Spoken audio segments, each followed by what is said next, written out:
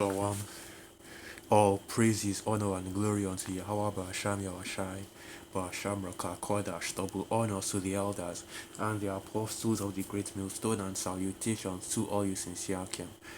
And this is your brother Abawan back again with another video through the spirit and power of Yahweh Ba'asham Yahushai, Ba'asham Rakakodash. All praises and glory is due. And once again, it's another video going back to the Apostle Kabar's video, and it's been a while now, almost a whole week since you uploaded that video. Now you're barely even halfway through, right? The four enigmas slash dark sayings of the scriptures, right? So I'm on the fourth one right now, and it's been a little complicated because some of these questions, it's not like they are difficult, but rather it requires a lot of nuance and in-depth explanations in order to you know break it down as clearly as possible, right? And the more you get to the end, the more complex the answers become, and the more you know you have to understand some of the deeper parts of the scriptures, right? That's why these that's why these are deep dark sayings. That's why these are enigmas in the scriptures, because it's something that is very difficult to actually it's not difficult to explain, but difficult to understand, especially if the spirit is not dealing with you, right? So the fourth question is, who slash where are the true biblical Israelites? Okay, so now this is understand the way in which we that are in these truths as the men of the Lord know who and where the true Hebrew Israelites are, is by prophecy and of course by faith, because we are a faith-based ministry. Okay, so our understanding of the scriptures and our understanding of the words of the Most High Yahweh Sham Yahweh, right? Whether it's the Hebrew, whether it's the different 12 tribes, whether it's the prophecy, it's all based on faith. Okay, so let me get a quick precept so I can bring this up, because hey, you can break down any part of the scriptures you want, to an extreme detail, bring out all the names, the dates, the historical references, so on and so forth. But if an individual does not have faith, okay, they will never get it right. Not only just faith, but the spirit also has to be dealing with the person they are explaining it to for him to get it. Because you can make a very simple explanation and the person will get it, or you can go do an in-depth breakdown of every single aspect of it, right? And the person will still get it. But as long as the spirit is dealing with the person, man, as long as the spirit is dealing with the person they are trying to break it down to, he will always receive, that's the only way that he can receive this truth. So this is the book of Hebrews 11 verse 1, and of course, it should go without saying that the person has to be an Israelite, okay? One of the so-called Negroes, Latinos, and Native American Indians, one of the scattered Israelites that are scattered around the four corners of the earth. That's a little spoiler for you right there, right? Because the question is who and where the Hebrew Israelites are. Well, a spoiler for where the Hebrew Israelites are is that our people are scattered throughout the four corners of the earth, and we can get some precepts to show that. But of course, the bulk of the Israelites, right, which of course means the majority of the Israelites are currently in America, Babylon the Great, as is written in the scriptures. And we've already gone into that in the first video, which is who and where is Babylon, that the Israelites would be prophesying at and in Babylon the Great, and not only be prophesying at and in Babylon the Great, but would be in captivity in spiritual Babylon and spiritual Egypt, which is the same place. Now, Hebrews 11 verse 1. Now, faith is the substance of things hoped for, the evidence of things not seen. For by it the elders obtained a good report. And that's exactly what faith is. Okay, so the things that we believe in, especially in this truth, and part of the faith is we believe that we are the Hebrew Israelites through what is written in the scriptures and through the history. And one of the main ways by which we know that we are the Hebrew Israelites are, of course, the curses that are written in the book of Deuteronomy. So, it's a question of who, right, the Hebrew Israelites are. Now, that's the first part, but of course, I have to get that in fifth part first because, like I said, you can just go into the whole explanation, go in depth, so on and so forth, right? But if that faith aspect is not there, okay, you're not going to get it ultimately because this truth really is for those who it is for. It is for the elect of the nation of Israel. Lord willing, will be a part of that number, right? And only the elect of the nation of Israel will be able to get it. So let me go to the book of Romans, the 10th chapter, right? Let's see if I can get that precept.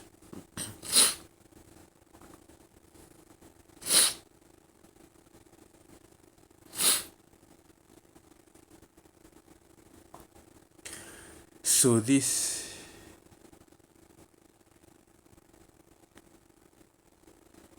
let's see. Okay, let's get this. I'm trying to look for where I want to start from.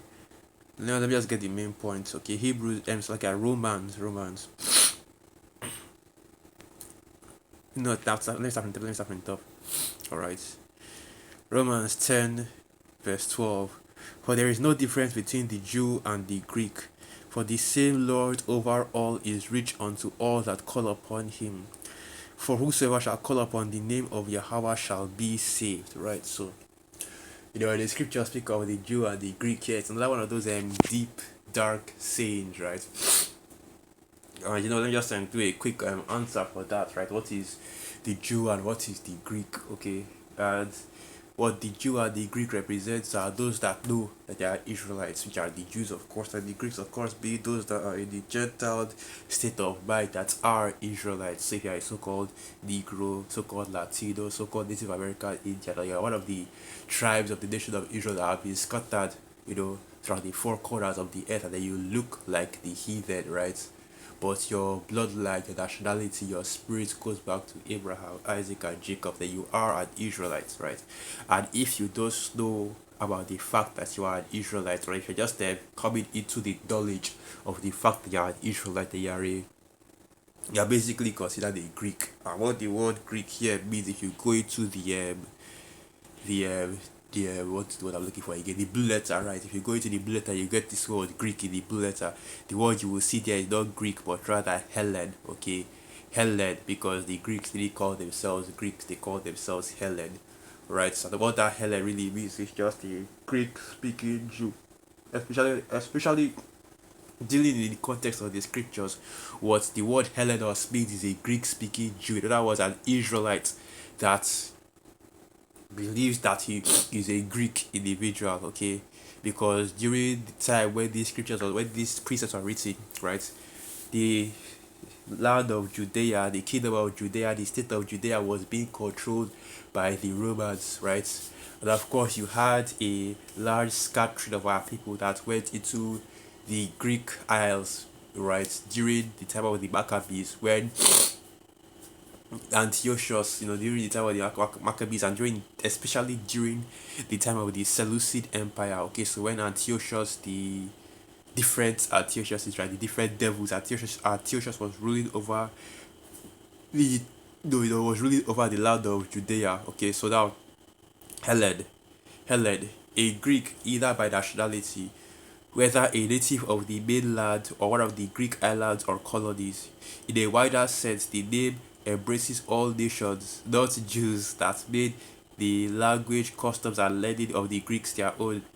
The primary reference is to a difference of religion and worship, right? So you see, the bullet is just trying to, move away from the fact that, that the Greeks here are not just referring to the Jews, because, like I said, in the context, okay, because context is important. In the context of this scripture, where it's about the Greek or the Jew, it's of course referring to the Greek-speaking Jews, okay, the Jews that are Hellenistic, because you also had other nations that were Hellenized as well. And all that really means is that they just became, Greek-speaking and started following the customs and the ways of the Greeks. But no, in this case, we're not speaking about all nations that have been Hellenized or following the customs or the ways of the Greeks. We are specifically speaking of Israelites that have been Hellenized, okay, Israelites that are following the customs and the ways of the Greeks. So let's get this in the what do you call it again? The dictionary, right? Hellen, Hellen, Hellene.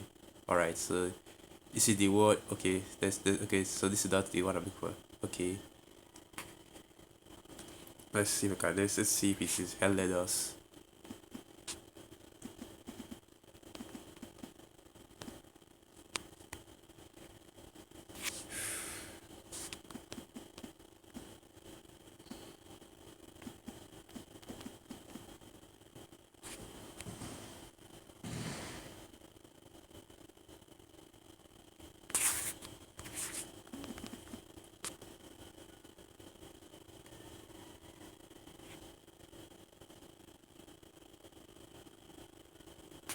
All right, so this one. So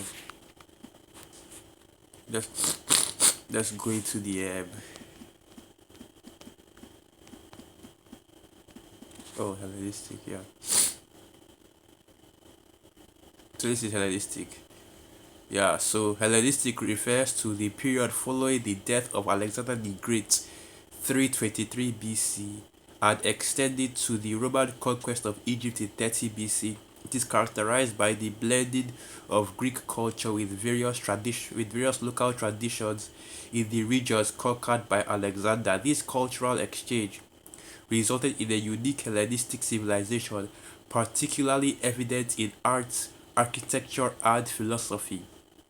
Right, so basically, the Hellenization that I'm speaking about, right, when we talk about, when the scriptures talk about the Jews and the Greeks, is specifically speaking of Israelites, okay, Hellenized Jews, all right, Hellenized Israelites, not Hellenized of the other nations, okay, that's what we are referring to right here. So continuing on, Romans 10,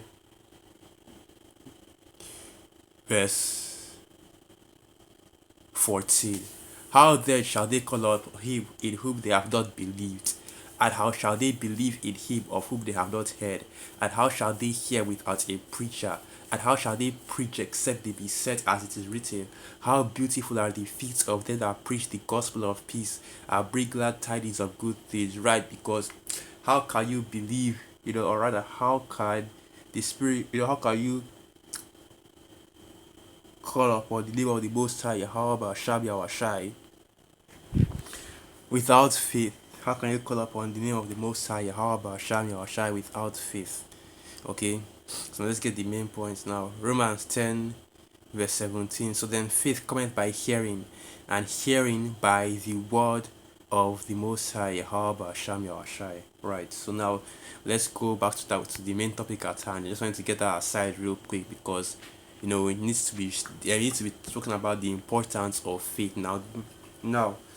This is the book of Deuteronomy 28, verse 68, and really you can read from the 15th verse on down, and you'll see all these different curses that are put upon our people to show who the true Israelites are, because just by simply extrapolation or simply comparing each and or every one of these curses to the people that are on the earth experiencing them, right? you know Whether it is the majority of them or just some of them, you can tell who the actual Israelites are. But the best way in which to tell who the true Israelites are this right here in the book of this one right here, okay, without fail, Deuteronomy 28, verse 68, especially when it comes to where and who the majority of the Israelites are, right? Deuteronomy 28, verse 68, and Yahweh shall bring thee into Egypt again with ships, by the way whereof I speak unto thee, thou shalt see it no more again. And there shall ye be sold unto your enemies for bondmen and bondwomen, and no man shall buy you. Can. And this is, of course, referring to the transatlantic slave trade. And let's see if this has changed, right? Because normally, if you type in yokes of iron, what you usually see, it'll always be jigs. Let's look at that. And you see right there, right? When you type in yokes of iron, this is what you see, right? Because when it comes to slavery, right, when it comes to captivity, you know the form of slavery that everybody associates with slavery, right? What everybody associates with slavery is the transatlantic slave trade, and basically the captivity that fell upon our people, right? You Israelites, specifically the southern kingdom, Judah, Benjamin, and Levi. And just an aside, just this, and this is right here, didn't have to type transatlantic slave trade, didn't have to type antebellum slavery, just simply typed slavery. And this is what everybody sees. Like, I can even see, the yoke of iron right there, right? In this black and white picture at the bottom left. And if you look on, you see more and more. And this one is wood, but you get the point, okay? And this is the slavery that everybody associates with when they think about the slavery, okay? So that's how you know that Esau Edom is the devil, because this devil will gaslight you and say, well, all nations went into slavery at one point or the other. So how can you say that, oh, it's the Israelites that because of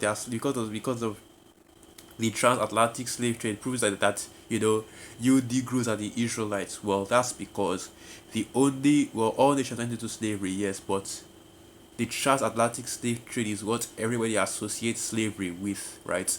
And that's why you see that our people, which is also a part of the curses, right? You Israelites, once again, the so-called Negroes, Latinos, and Native American Indians have all these bywords put upon you. So let me start from here first.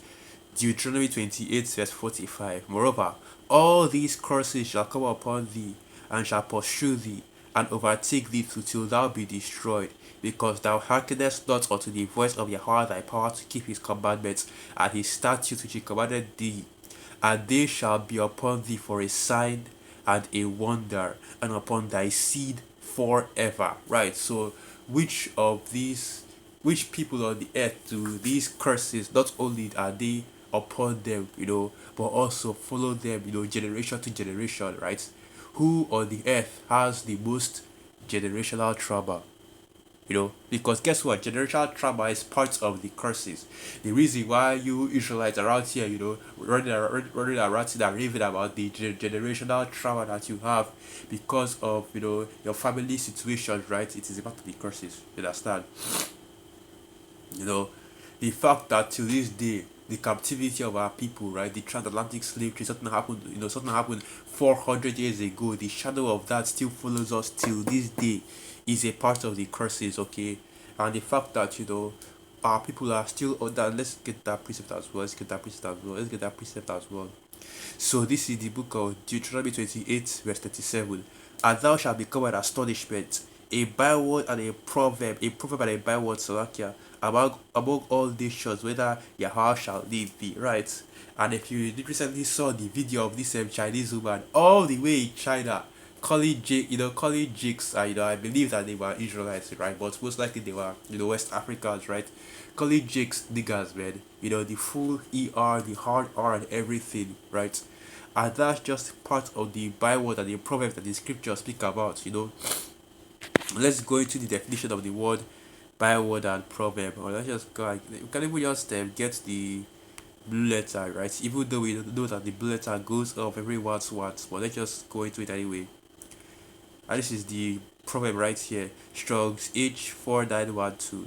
Strong's H4912, and the Hebrew word is Bashal, right? Bashal. You see the Ma, the Sha, and the La. Proverbs, parable. A proverb, proverbial saying, aphorism. Byword, similitude, parable. Poem, sentences of ethical wisdom and maxim, right? So let's look at byword, okay? And the word here is sha shanayan shanaina shanayana shanayana. So the word here is shanayana. Sharp word, sharp cutting word, a taunt, a guide, right? And that's the definition of the word byword. So let me see if I can still have the. Nope, don't have it anymore. So just going to go right to it. That's right here. So let's see, byword, proverb. Let's start with byword, right? This is the definition of the word byword. A proverb or proverbial expression, commonly said, frequently used word or phrase, a characteristic word or expression, a word or phrase associated with a person or group, right? And that's why you get the N word, right? You get us being called so-called black, so-called African, you know, so-called African American, even all these terminologies that is not an identity for our people because we are the Israelites, okay? The so-called Negroes, Latinos, and Native American Indians, and even the term Latino, Hispanic, right? Native American, Native Indian, and so on and so forth. These are all bywords. These are all proverbs to be used against our people, right? Rather, as a substitute for calling us exactly what we are, which is our true nationality and our true identity as the Hebrew Israelites, okay? Because let's not forget, right? The term black, okay, so-called black, was put upon our people as a contrast to the term white, which Esau put upon himself. And we know, or you should know, the distinctions, the definition between white and black. So the white becomes all things good and all things pure and all things, righteous, right? But the black becomes all things evil and wicked. And that's why you see this juxtaposition constantly between the so-called white man and the so-called black man in this kingdom, because that is how it was set up, okay? That is the reason why you jakes are at the bottom, especially in this kingdom. Let's get that precept, which is once again also a part of the curses, okay? So now, but definition 3: someone or something that stands as an example metonymically for something else by having some of that something's characteristic traits. An object of notoriety, and this is the definition I'm looking for right here. An object of notoriety or contempt, scorn, or derision, which is exactly what byword means in this term, okay? That is why our people are seen as a byword and a proverb. Now, as I was saying, right, let's go and get that precept going into how Esau was set up to. Let's get that. So that this is the book of Deuteronomy 28 verse 49. And notice how we are going curse upon curse, right? We are going through everything that has fallen upon our people. Like I can clearly see that it is even contained in the book of Deuteronomy, the 28th chapter. And that is how we are able to know who the Hebrew Israelites are, because who else do all these curses, right? All these verses they are reading fit. And who else do they fit perfectly to a T? Because you will have some of the other nations that are actually, these curses are happening to them and these curses are falling upon them. But realistically, who else fits these curses so perfectly? Okay. Who was carried in ships in yokes of iron, right? Who is considered a byword and a proverb and a reproach all over the earth. And I just give you an example all the way in China. China is on the other side of the world from the US. And now, let's read another one. Deuteronomy 28, verse 49. Yahweh shall bring a nation against thee from far, from the end of the earth, as swift as the eagle flieth. A nation whose tongue thou shalt not understand. And this is, of course, referring to the northern kingdom first and foremost, because hey, it was Christopher Columbus and the like when they first visited the Americas, and they put the northern kingdom in captivity. Gad, Reuben, Issachar, and the rest of the northern kingdom, right? They put them in captivity when they were here in, it was like not here, but when they were there in the Americas, right? And it's like I was watching the video the other Malcolm did, just recently, this live, video that I did with the rest of the Chicago brothers, where he said that the northern kingdom gets it first, and then Judah, the southern kingdom, gets it the worst. And this is exactly what these curses are going into, because the first captivity was actually the northern kingdom, right, here in the Americas. And a lot of people don't know about the triangular slave trade, which where basically you had the northern kingdom being sent over to Europe, to serve slavery there. And that is also a part of the captivity of our people, okay? Because hey, Babylon realistically, spiritually isn't just over the Americas. It's also the other, really it's the whole earth right now, because the whole earth has become as a Egypt to our people. The whole earth has become a captivity to our people. The whole earth has become confusion, right? The whole earth has become wicked, That's really what's, but of course the main city, right? The main location of Babylon is America. So let's keep going. Deuteronomy 28, verse 50. A nation of fierce countenance, which shall not regard the person of the old, nor shew favour to the young. And he shall eat the fruits of thy cattle, and the fruits of thy land, until thou be destroyed, which also shall not leave thee either corn, wine, or oil, or the increase of thy kind, or the flocks of thy sheep, until he have destroyed thee. And that's exactly what he did to both the northern kingdom, right, in the Americas, and the southern kingdom here in West Africa, when he came in and destroyed all the major cities, took away all the wealth, the resources, from the land, and he has left you jigs with absolutely nothing, even the crumbs, still nothing, man. That's what you're facing. That's what our people are facing to this day. Is a reason why the poorest nations in the world are Israelite nations, right? The South America nations and the West African nations, and these are the poorest nations in the world because this devil took everything, right? The riches, the fruits, the riches, the fruits of the land, and took it for himself and left you jakes with nothing, okay? If hell, even the crops that Esau leaves from time to time, that's for um the sellouts that he has put here in order to have more control of the land, right? And this is the reason why we as the Hebrew Israelites are calling upon our people to repent and to return to the Most High Yahweh Shai, okay? Because of these curses, okay? Because of the current situation that our people are in, okay? There is a reason why all these curses that you see happening to our people are falling upon us, okay? And there is a reason why, whenever these scriptures are being read, you can easily relate it to so called Negroes, Latinos, and Native American Indians, the scattered Israelites that are scattered throughout the four corners of the earth. So, this is the book of Deuteronomy 28, verse 15. And this is where the curses begin.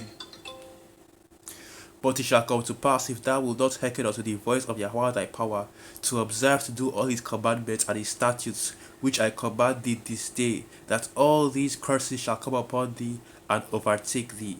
Cursed shall thou be in the city, and cursed shall thou be in the field. Cursed shall be thy basket and thy store. Cursed shall be the fruit of thy body, and the fruit of thy land, the increase of thy kind, and the flocks and thy sheep. Cursed shall thou be when thou comest in, and cursed shall thou be when thou goest out. Right. And our people are just, or at least we're just entirely, cursed up on the earth, right? And that's why you see that, like I said, the tragic situation that our people are in. And amen. All praises, glory, and honor to the Most High, Yahweh, Shabi, Shaiba, Shabraka, Kodash, because, for the most part, that is no longer the case for our people because now we have hope in salvation through our Lord Yahweh Shai, right? So this is an example just to show you of who and where the Hebrew Israelites are. So the people which of these curses that you just read in the book of Deuteronomy, the 28th chapter fits. Those are who the Israelites are, okay? And of course, there are still more. And like I said before, man, in order for you to know who the Israelites are, the Spirit has to be dealing with you, right? And as I was saying, where the Israelites are, right? The Israelites are, like I said, in the land of spiritual Egypt, right? Spiritual Babylon, spiritual Sodom, where they will be prophesied. But also, let's get this as well, right? And the Israelites are also scattered throughout the four corners of the earth, okay? The Israelites are scattered throughout the four corners of the earth. Let me get this as well.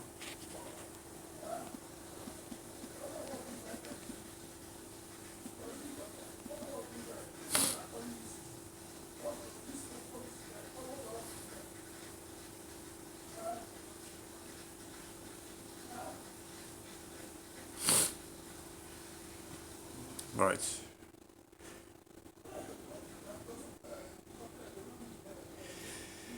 So this is the book of Ezekiel 36, verse 16. Moreover, the word of Yahweh came unto me, saying, Son of man, when the house of Israel dwelt in their own land, they defiled it by their own way and by their doings. Their way was before me as the uncleanness of a removed woman. Wherefore I poured my fury upon them, for the blood that they had shed upon the land, and for their idols wherewith they had polluted it. And I scattered them among the heathen, and they were dispersed through the countries, according to their way and according to their doings I judged them.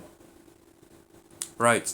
And the Most High Yahweh Shai scattered our people all over the earth, scattered us throughout the four corners of the earth. Okay, so it's not just that the Israelites are going to be in only one single place, but it's really the Israelites are scattered throughout the four corners of the earth. And the reason why I say that, but of course we know that the majority of our people are in America, Babylon the Great, are really in the Americas as a whole, because the 12 tribes are scattered all over the Americas, okay, and that's why we have that 12 tribes chart. And that's why if you look on the 12 tribes chart, you'll see that all the 12 tribes are present, as different nations in the Americas, okay. But let's get this first. Isaiah 11 verse 11.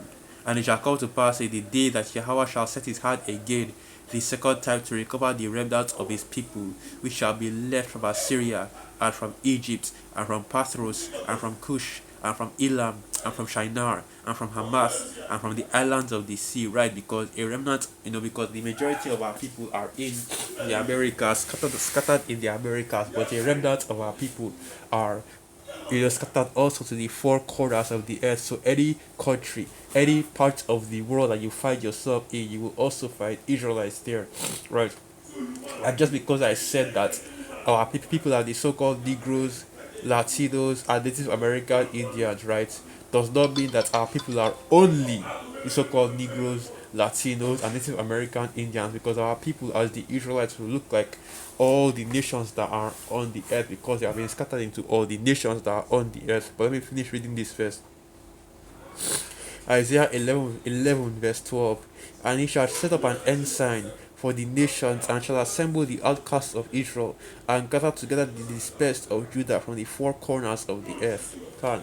So let's go and get this as well. That my people are ought to be as a speckled bird, right? A very colored bird. Yeah. Jeremiah 12 verse 9. Mine heritage is unto me as a speckled bird. The birds round about are against her. Come ye, assemble all the beasts of the field, come to devour. Right. And what that speckled bird represents is the mixed multitude, the mixed heritage or rather the mixed identities that our people will have, because you will have Israelites that look like so-called white people that look like Edomites, right? You will have Israelites that look like the different nations that appear as the different nations. You have Israelites that look like so-called Chinese, look like the so-called Japanese, look like the so-called East Indian, right? Look like the so-called Arab, look like the so-called, different, even Israelites that look like so-called Habites, right? You will have different Israelites that have been scattered throughout the different corners of the earth that look like the heathen, right? But as I have already said, okay, the Israelites are the people whose bloodline, okay, whose nationality, whose true nationality, not the borders that Esau, Edom, the so-called red man drew for you, okay. Let's not get something. Let's get something right, okay. Let's not get this confused. The borders that you have currently on the earth are not actual borders, okay. And you can ask just by simply looking into the history, you find out that these are not actual borders, because you have a lot of nations that have been divided by these borders, and now they think that they are different nations from each other, but really they are the same nation. Tribes even within those nations that have been divided by borders, even though they are the same nation, because Esau Edom is the devil, man. This demon just draws borders willy nilly. Anyhow he wants to draw border, that's how he draw it, right? So these nations that you are seeing on the earth right now, they're not real countries, okay? They're not real independent nations, right? But that's why I say that the true nation, your true identity, your true nationality is not an American or a Nigerian or a Greek or a Chinese, right, or a Lithuanian, or a whatever, whatever part of the world that you come from, your true identity is an Israelite. Okay, once again, you so-called Negroes, Latinos, and Native American Indians, the scattered Israelites that are scattered around the four corners of the earth. That is your true identity. That's your true nationality. Don't consider the nationalities that Esau Edom has set up for you, because they are not real nationalities. Okay, America is not a real country. You know, the UK, Britain, or whatever the hell they are calling it is not a real country. Russia is not a real country, right? But these are all just arbitrary borders that Esau Edom has drawn up. Okay, your real nationality, your real identity is what the Most High Hashem has established for you since the beginning of time, and that is what you should be looking at. That identity, okay, that nationality. And we can even go into the etymology for the word nation. Let's go to that just to show you what I'm talking about. Okay,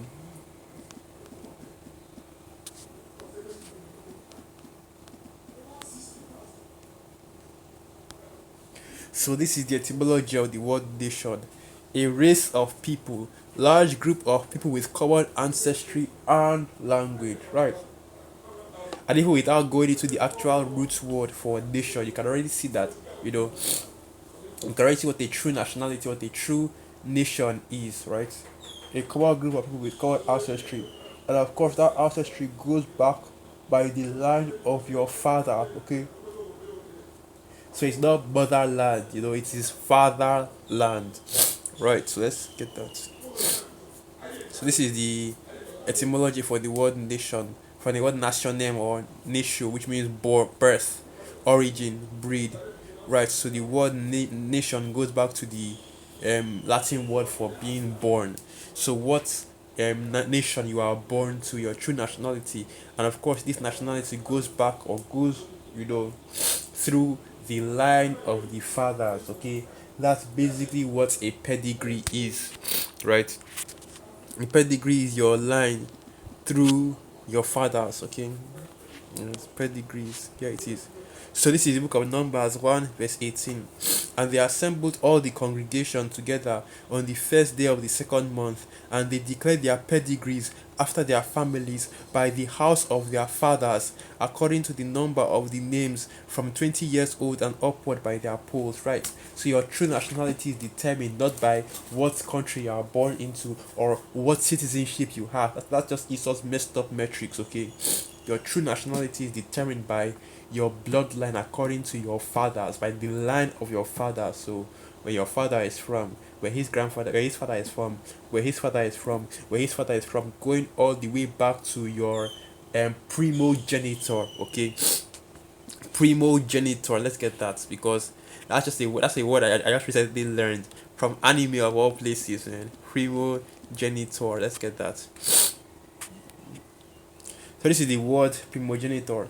An ancestor, specifically the earliest ancestor of a people, a progenitor. So the primogenitor is the first, you know, the earliest ancestor, right? The first father that birthed the nation. So for our people, right, the primogenitor is Israel, Jacob.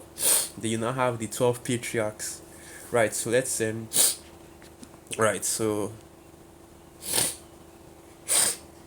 that's I believe that should cover all the basis of who and where the Israelites are. So with that, once again, all praises, honor, and glory unto Yahweh Ba'asham Yahwashai, Ba'asham Rakakwadash, Wa Abad Babal, and through the Spirit of Yakim, and you are quite edified. Shalom.